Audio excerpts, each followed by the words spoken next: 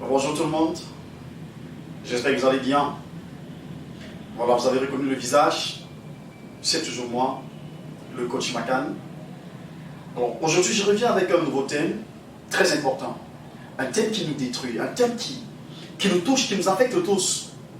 Voilà, celui de la recherche de l'emploi. Vous savez, on adore se plaindre, on adore dire oh il n'y a pas de travail, il n'y a pas X, il n'y a pas Y. Ça c'est vrai, dans certaines mesures. Mais moi j'aimerais nous dire, la recherche du travail, c'est le premier entretien, c'est le premier emploi. Lorsqu'on est à la recherche d'un emploi, on est déjà en train de visualiser ce qu'on veut. Qu'est-ce que je veux simplement dire par là? Vous allez constater, il y a parfois des personnes qui sortent pour chercher un travail, mais la tenue vestimentaire n'est même pas adéquate. C'est-à-dire, vous recevez quelqu'un dans une entreprise parce qu'on a lancé une offre d'embauche et la personne se présente devant vous avec des babouches, avec un t-shirt. Parfois même, pour un homme, il ose garder les tresses et il vient chercher un travail. Mais attendons, de qui se moque-t-on? Soyons quand même conscients. Parce que vous ne pouvez pas être dans des conditions comme celle-là et vous aimeriez bien que quelqu'un vous fasse confiance, où il pourra mettre sa confiance en vous. C'est pas facile. Soyez à la place de ce chef d'entreprise et dites-moi si vous pourriez recruter quelqu'un qui vient déjà chercher un travail qui ne valorise pas son être. Vous verrez quelqu'un d'autre qui s'en va pour un entretien. Il n'est même pas conscient de ce qu'il va faire. Vous lui posez des questions. Qu'est-ce que tu sais faire? Et il va vous répondre, moi je vais faire tout ce qu'on va me donner. Mais attendez, toi tu sais faire quoi déjà? Ça c'est important. Qu'est-ce que toi tu peux apporter comme service? Parce que c'est un échange. À la fin d'un mois, tu aimerais avoir un salaire. Mais l'entreprise en question, elle aussi, aimerait que tu fasses quelque chose pour elle. Soyez un peu comme ça. Donc moi je m'adresse à nous tous qui sommes à la recherche d'un travail. Sachons déjà que rien que l'entretien, c'est à partir de là que nous sommes évalués au niveau de l'entretien. Et beaucoup ignorent cela. Énormément.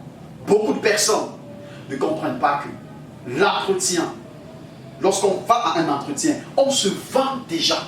La manière dont je m'habille, c'est pas pour dire je m'habille cher pour aller chercher le travail, non. N'aie pas peur que lorsque tu vas mettre, je ne sais pas, une cravate, un costume, une belle chemise, une belle veste, et on va dire non, tu as déjà de l'argent, on ne peut plus t'embaucher. Non, c'est pas ça. Tu te valorises, tu te donnes de la valeur.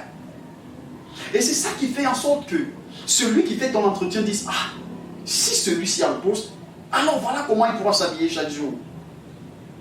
Le sourire que tu regorges, que tu redonnes, que tu transmets, ça aussi c'est important. Ce sourire est aussi important.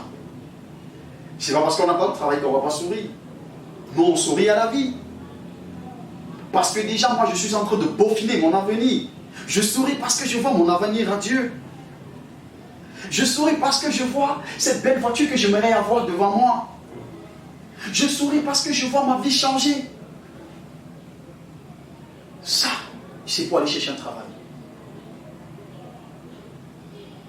Ce sont également d'imposer aux gens un certain nombre de choses, surtout à ceux qui lancent ces offres. Parce que vous verrez quelqu'un qui va vous dire, je recherche quelqu'un pour tel profil. Et vous viendrez lui dire, pourquoi ce profil? Il sait ce qu'il veut. Il sait ce qu'il veut.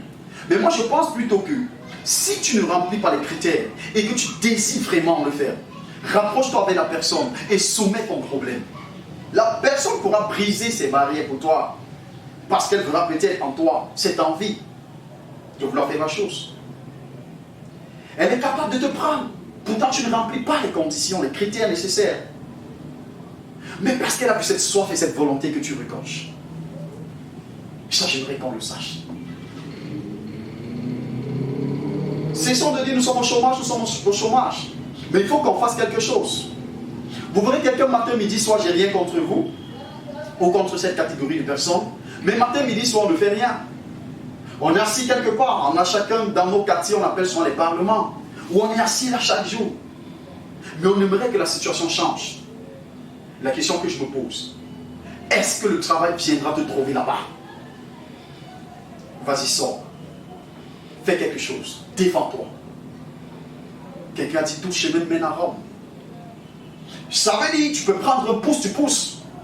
Et derrière le pouce, tu pourras avoir un autre travail quelque part. Tu peux aller au marché, faire des porteurs, comme on dit souvent au quartier, porter le sac. Et demain, la situation change. Mais il faut toujours faire quelque chose. Ne restons pas les bras croisés et on se dit, la situation changera. Elle ne changera pas ainsi. Nous devons provoquer ce changement. Ceux qui aujourd'hui travaillent, hier ils étaient aussi au chômage. Ceux qu'aujourd'hui nous envions, hier aussi ils étaient à la maison. Mais il a fallu qu'ils se décident, qu'ils sortent et qu'ils se vantent. Ils se vantent, se donner cette valeur. Non loin de se vanter, qu'ils se vendent eux-mêmes. Qu'ils se vendent. Pas dans notre contexte. Alors se vendre à ce moment, c'est justement savoir se valoriser. Parce que quand je me valorise, automatiquement celui qui est en face de moi, il me considère. Et ça, j'aurais besoin. Pour hausser mes enchères. J'aurais besoin que ma petite chemise, qu'elle soit propre, qu'elle soit repassée. J'aurais besoin que mon petit t-shirt, qu'il soit propre. Lorsque je m'en vais rencontrer quelqu'un, lorsque je sors pour chercher un travail quelconque. Parce que même si tu fais un pouce au marché, lorsque tu es bien habillé, on est aussi content de te donner les bagages de portée. Dis oui, oui, grâce à ton vestimentaire. On est content de te donner les bagages de portée. Mais jusqu'à un moment, on se rend compte que c'est comme si, pendant que tu es en train de chercher, tu affiches plutôt la misère. Ça ne fait pas confiance. Ça ne fait pas confiance. Alors, sachant une chose, c'est que c'est nous qui décidons. C'est toi qui décides pour ce que tu veux.